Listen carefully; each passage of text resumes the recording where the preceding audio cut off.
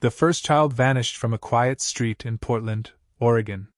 One moment, 6-year-old Emily Carter was riding her pink bicycle with training wheels, and the next, she was gone. No scream, no struggle, just an abandoned bike lying on the sidewalk, its wheels still spinning when her mother found it. At first, authorities assumed the worst, an abduction by a predator. But as days passed, more children disappeared under eerily similar circumstances. In Chicago, 10-year-old Mason Phillips was playing in his backyard while his father grilled burgers just a few feet away. His dad turned to flip a patty, and when he looked back, Mason was gone. No signs of a break-in, no forced entry, no sounds, just an empty swing rocking gently in the wind. The news reported on the cases with the usual sensationalism, but police had no leads. Parents across the country grew desperate. Internet forums buzzed with theories, cults, underground trafficking rings, even supernatural explanations. A handful of investigative journalists picked up the story, determined to connect the dots, but law enforcement dismissed the disappearances as isolated incidents, unwilling to entertain anything more than conventional criminal activity. Yet, something was undeniably strange. In every case, neighbors reported hearing an odd humming sound just before the child vanished, like an electrical current surging through the air. Some claimed to have seen a flash of blue light, but the reports were inconsistent. Surveillance footage from nearby cameras caught nothing, only a brief, inexplicable static interference at the exact moment each child disappeared. The more curious onlookers who dared to dig deeper found themselves facing unsettling encounters. One journalist, Megan Ross, who had begun compiling evidence of the cases, disappeared from her apartment in the middle of writing an article. Her laptop was found open on her desk, the document unfinished, as if she had been taken mid-sentence. Jack Reynolds wasn't a detective, nor was he a journalist. He was a school janitor at Roosevelt Elementary, a man in his late 40s who spoke little and kept to himself.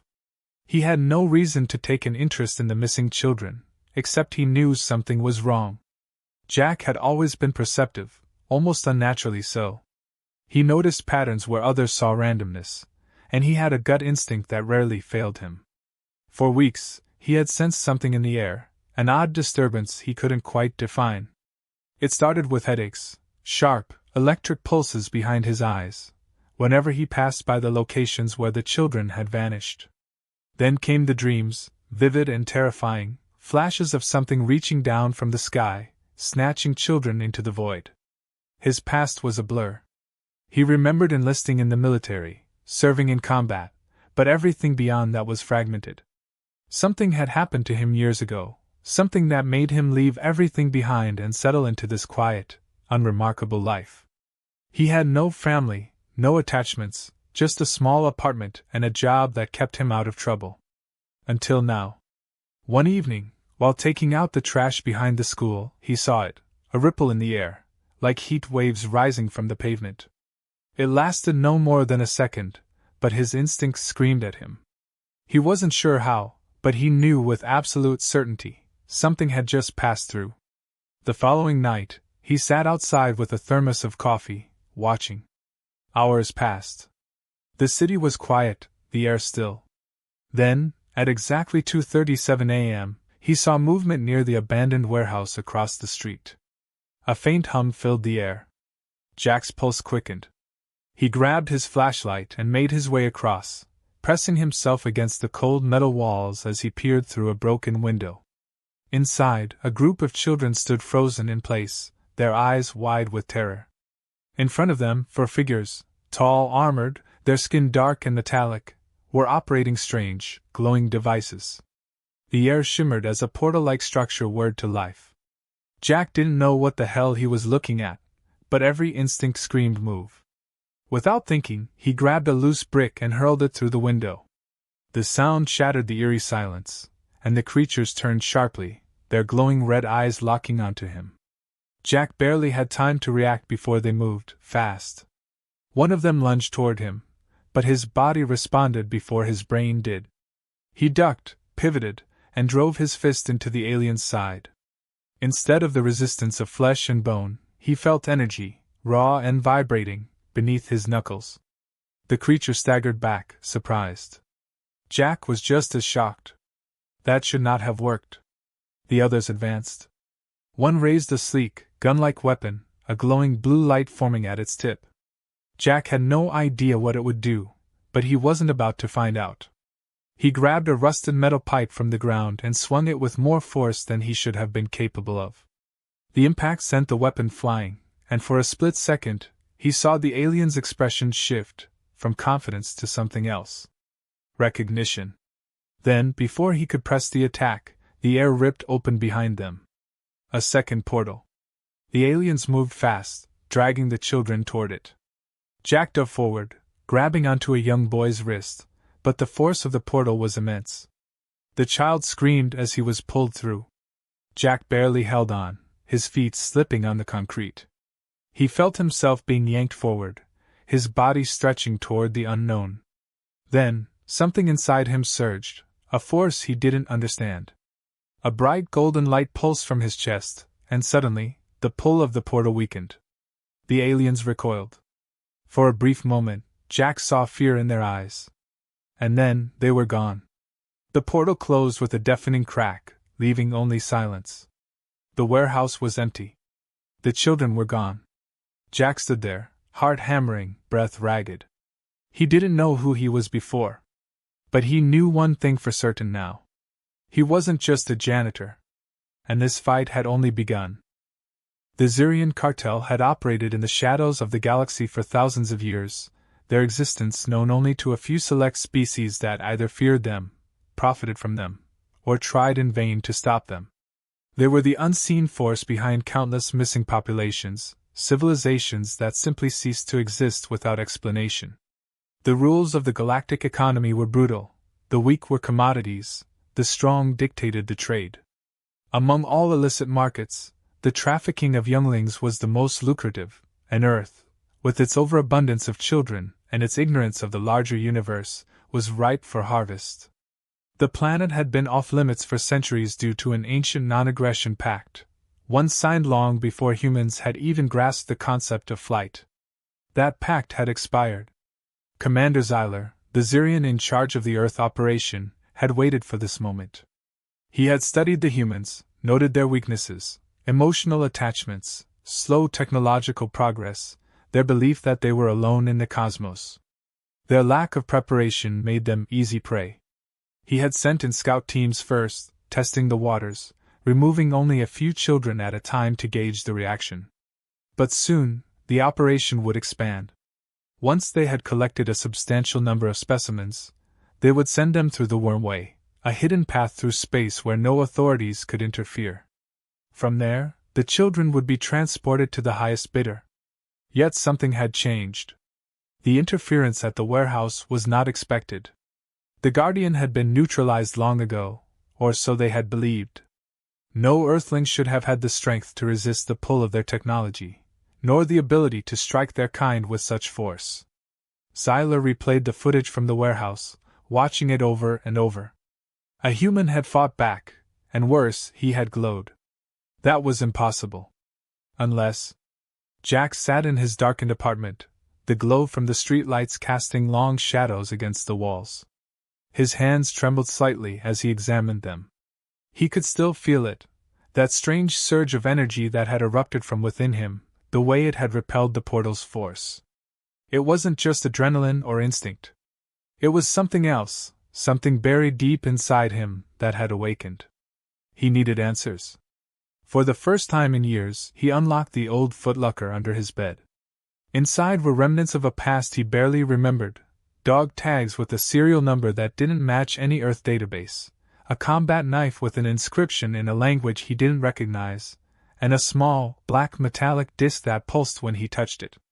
The disc reacted to his presence, glowing faintly before projecting a holographic interface into the air.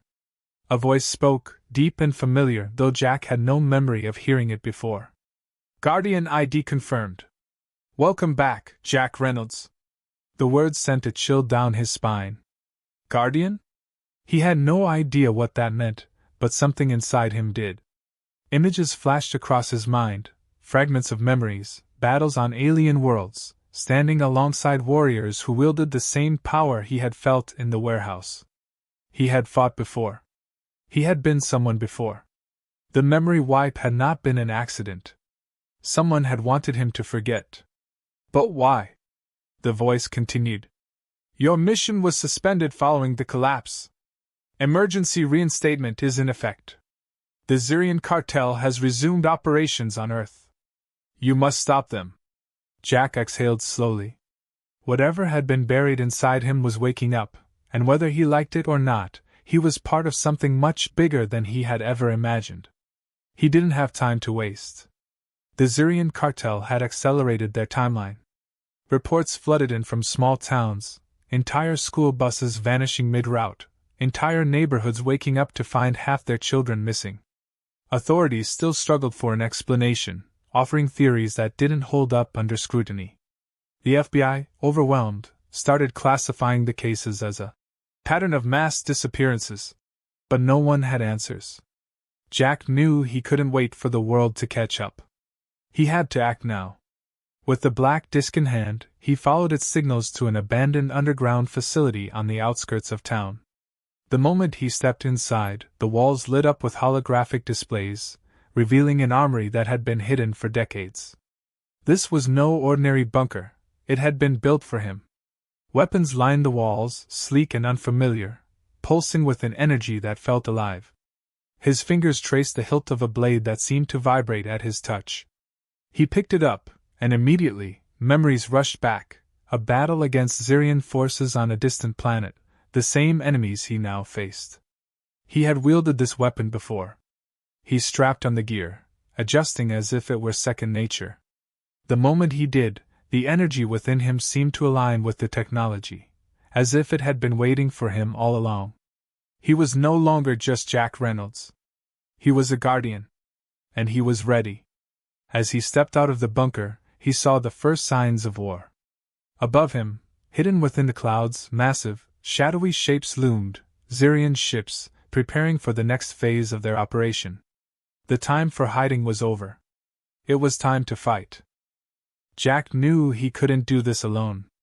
Even with his newly awakened abilities, even with the weapons waiting for him in the underground facility, taking on an entire cartel of intergalactic slavers single-handedly was suicide. He needed help, real help. The problem was, he had no idea where to find it. He started with the people already searching for answers. Maggie Carter was a journalist, one of the few who had refused to drop the story of the missing children even as her colleagues moved on to easier headlines. She had already been on the cartel's radar after digging too deep into unexplained disappearances across multiple states. When Jack found her, she was holed up in a dingy motel room, her laptop surrounded by coffee cups and stacks of notes, eyes bloodshot from lack of sleep. At first, she didn't trust him. Who would? Some random guy in a leather jacket showing up at her door, claiming to know the truth about the kidnappings? But when he showed her the holographic data from the Guardian disk, undeniable proof of an alien operation, her skepticism cracked. So, you're saying aliens are kidnapping kids, and you're some kind of lost space warrior? She said, crossing her arms. That's insane. But I've seen crazier things this past month. Maggie was in. Next came Eli Dawson, a hacker whose name Jack pulled from Maggie's research. Eli had intercepted encrypted alien signals weeks ago, but had assumed they were just military experiments. He had no idea he had been listening in on actual extraterrestrial traffickers until Jack laid out the truth. Within minutes, Eli was typing furiously, his fingers a blur over his keyboard. Damn, Eli muttered. You're right. They're using shortwave bursts to communicate. I can tap into this, maybe even track where their main hub is.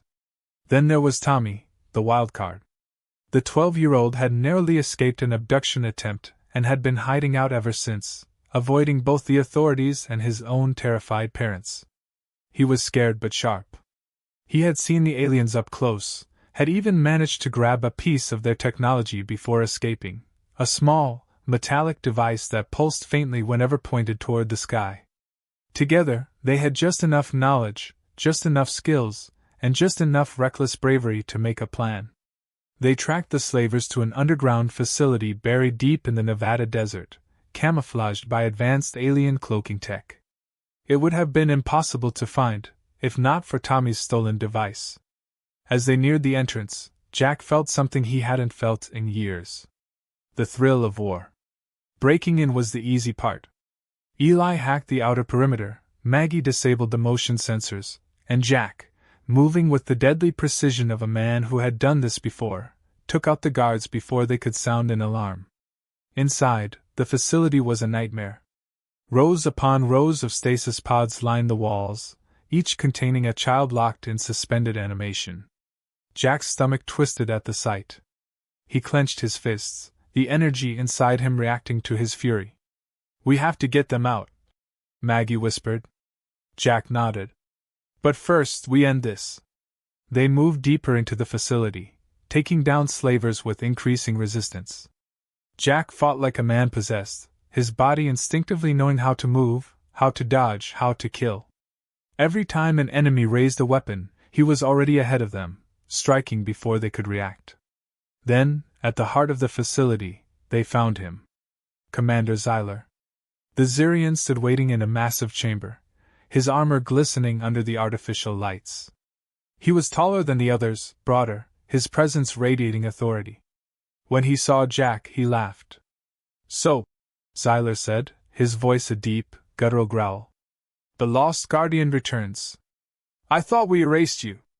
Jack tightened his grip on his blade. "Guess you missed a spot."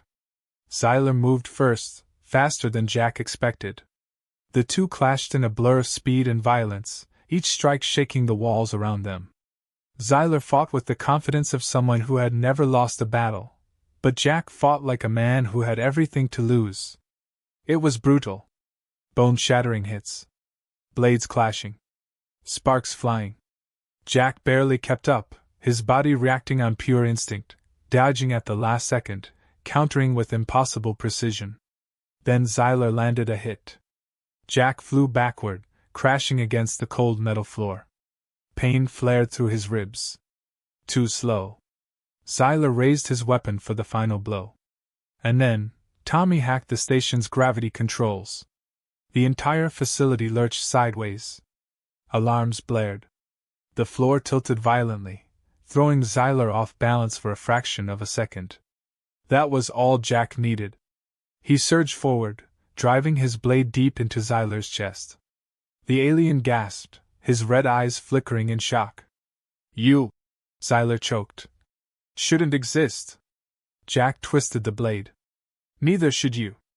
Zyler collapsed. The alarms grew louder. The station was collapsing. "Time to go!" Eli shouted. They sprinted back toward the stasis pods. Jack moved fast, his body aching but alive, as he ripped open the pods, freeing the children one by one. They carried them out as the facility shook, the walls cracking. Maggie led the way. Tommy and Eli herded the children. Jack stayed at the rear, making sure no one was left behind. Then, as they reached the exit, Jack turned back one last time. He wasn't sure why. Maybe to make sure Zyler was really gone. Maybe because some part of him knew this wasn't over. Because something else was watching. Something worse. But for now, the children were safe. And for the first time in his life, Jack knew exactly who he was. He was a guardian. And Earth was under his protection. Jack sat in the cockpit of the stolen Xiran dropship, hands gripping the controls as the Earth's surface blurred below him. The desert facility was nothing more than a smoking ruin in the distance. The children were safe, their freedom won, but Jack knew this wasn't over. Something gnawed at the edges of his mind, an instinct he didn't yet understand. Zyler had been powerful, but he hadn't been in charge. The way he spoke before dying, he had answered to someone. And if Jack had learned anything from war, it was this: when you kill a commander, someone worse takes their place. As Eli piloted the ship toward their safe house, a new signal pinged on the ship's cracked interface. A transmission buried deep within the cartel's network. The source? Not Xiran. Not alien. Human. Maggie leaned in, her sharp eyes scanning the data. This transmission isn't coming from space, she murmured. It's coming from Earth. Jack narrowed his eyes. Run it. The voice that came through was smooth, confident, too familiar with power. Congratulations, it said. You've made quite a mess. The team exchanged glances. Whoever this was, he wasn't concerned, he was amused. Jack leaned forward. Who is this? A chuckle. Just a businessman. One who understands the value of a rare product. You think you stopped the trade? You haven't even touched the surface. You're playing a child's game. The air in the ship grew heavier. This was bigger than the cartel. The voice continued measured, calm. You and I, Jack, we're alike.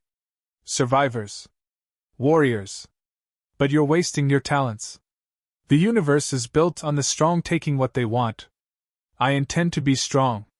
You can fight me, or you can join me. Jack's stomach twisted. He'd seen this kind of man before.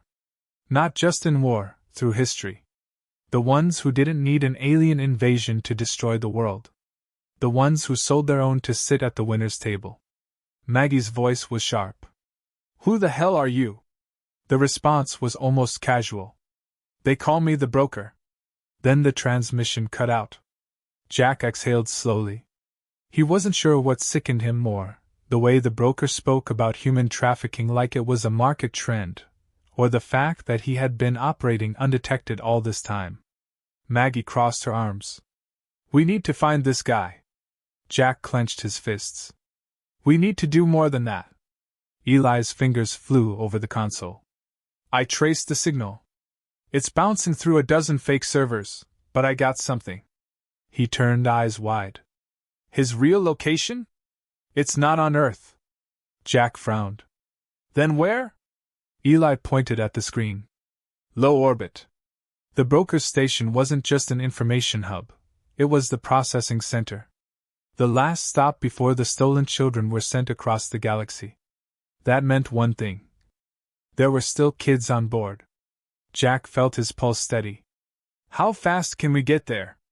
Eli grinned. Oh, we're already going. The ship shuddered as Eli engaged the engines, rocketing them toward the stars. The moment they entered orbit, the broker's station came into view, a sleek, silver fortress hanging against the backdrop of space. It looked almost beautiful, its structure reflecting the glow of Earth beneath it. But Jack knew the kind of ugliness that hid inside. As they neared, alarms blared across their stolen Xiran ship. They'd been spotted. Jack grabbed his weapon. We don't have time for stealth. We go in hard. Maggie smirked. My favorite kind of plan. Eli flipped a switch, engaging the ship's automated cannons. I'll cover you. Get in, get the kids, and blow that place to hell. The ship shook as enemy fire rained down, but Eli's flying was sharp. Jack, Maggie, and Tommy launched themselves toward the docking bay, weapons ready. The fight inside was brutal. Xiran enforcers met them in the corridors, but Jack was a guardian, and they were not prepared for him. He moved like a force of nature, dodging energy blasts, his blades slicing through armor like it was paper. Maggie took out guards with ruthless precision, her stolen pulse rifle firing in controlled bursts. Tommy, small and quick, weaved through the chaos, planting disruptor devices Eli had rigged up from stolen alien tech. They cut through the station like a storm. Finally, Jack reached the heart of the ship, the holding cells. Inside, dozens of children huddled together, their eyes wide with fear. Jack knelt, his voice softer than it had been in years. We're here to take you home. But before they could move, the doors sealed shut. Then, the lights dimmed. The air grew heavy. A voice crackled over the intercom. So predictable. The broker sighed. You think you're a hero. But tell me, Jack, when you look at those children, do you see them? Or do you see the ones you couldn't save? Jack's body went rigid. How did he know that? The intercom crackled again. Oh, you thought your past was buried? Wiped clean? No. I know exactly what you are. The walls trembled. Security turrets descended from the ceiling. The entire station was turning against them. Jack exhaled. Maggie! Get the kids out of here! Maggie's eyes widened. What? No. Jack turned. He wasn't asking. The station was locking down. This wasn't just a battle, it was a trap. And he was about to spring it wide open. The station trembled as explosions erupted along its corridors.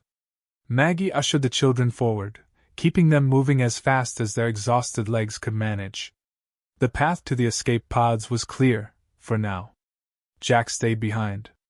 The broker's voice crackled over the station's speakers, calm and condescending. You could have had power, Jack. Influence. Instead, you choose this pointless battle. Jack rolled his shoulders, feeling the weight of his blade in his grip. It's only pointless if I lose. The doors at the far end of the room hissed open. The broker stepped inside. Jack's stomach tightened. He had expected a corrupt government official, maybe an aging CEO who thought he could cheat death by selling his own kind.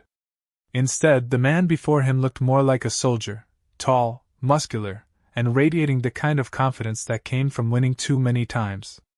His suit was sleek, lined with alien tech, his arms reinforced with cybernetic enhancements. He had made himself into something more than human. You were like me once, the broker mused, stepping forward. A weapon shaped by war. But they took it from you, didn't they? They made you forget. Jack's grip tightened. I remember enough. The broker smirked. Good. Then you understand why I did this. Jack didn't flinch. You sold out your own people. The smirk didn't fade. I elevated them. Humans were never meant to stay on Earth, locked in their tiny, pathetic existence. Now they have value. Now they have a place in the universe. Jack's pulse pounded. As property. As currency. The broker corrected, tilting his head. What does it matter to you? You aren't really one of them. You never were. Jack lunged. The fight was instant, brutal. The broker was fast, faster than he should have been. His cybernetic limbs enhanced his strikes, each blow hitting like a sledgehammer. Jack barely dodged the first hit, twisting away as a reinforced fist shattered the console beside him. Sparks rained down, alarms blaring louder. Jack struck back, his blade cutting through the air. The broker blocked with a force shield, grinning as the energy absorbed the blow. You're strong, he admitted. But strength alone won't win this. Jack ducked under a second punch, rolling forward and slashing at the broker's leg. This time, the blade connected, slicing through the armor plating. The broker stumbled, his grin faltering. Jack smirked. You talk too much. The broker snarled. He pressed a switch on his wrist, and suddenly, his entire body was enveloped in a pulse of raw energy. Jack was blasted backward, hitting the ground hard. The energy crackled around the broker's form, making him faster, stronger, more dangerous. I was hoping you'd impress me, Guardian, the broker sneered. But you're still thinking like a man. Jack pushed himself up. And you're still underestimating me. Before the broker could react, Jack ripped the stolen Guardian disc from his belt and slammed it into his own chest. The air exploded with golden light. Memories surged. Battles fought on alien worlds. The faces of comrades long gone. The power he had once wielded, fully unleashed. The station shook violently as the energy poured through him. Jack's wounds healed instantly, his senses sharpening, his speed increasing beyond human limits. The Guardian was back. The broker's eyes widened. No! Jack moved. This time, he was faster. Stronger. His blade cut through the broker's defenses like they were paper. The force shield failed. The cybernetic limbs faltered. Jack saw fear creep into the man's eyes. He finished it with a single, precise strike. The blade pierced the broker's chest, straight through his artificial heart. The man gasped, his breath shuddering. You think this changes anything? He choked out. Jack twisted the blade. It changes everything. The broker collapsed. The station was coming apart. Maggie's voice crackled over the calm. Jack! We've got the kids! You need to get out of there, Now! Jack looked around. The ship's core was overloading. Sparks and fire rained from the ceiling. The whole place was seconds from imploding. He ran. The corridors blurred past him. Alarms blared. The ship groaned as it began its descent into Earth's gravity. Jack reached the escape pod bay just as Maggie slammed the launch button. The pods ejected, streaking toward Earth like shooting stars. Jack leapt into the last one just as the station exploded behind him. The impact of re-entry rattled his bones. The pod's systems barely held together, burning through the atmosphere before crash-landing into the desert. Jack groaned, forcing the hatch open, stumbling onto solid ground. Above, the sky burned with debris from the station's wreckage. It was over. The children were safe. The cartel was finished. But Jack knew better than to celebrate. A few hours later, they stood on the outskirts of a small town, watching the authorities handle the aftermath. News crews scrambled for answers. The world was about to wake up to the truth. It wasn't alone.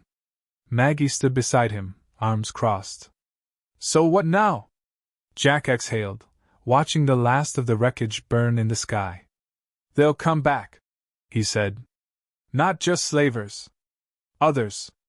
Worse ones. Maggie nodded. Then we make sure we're ready.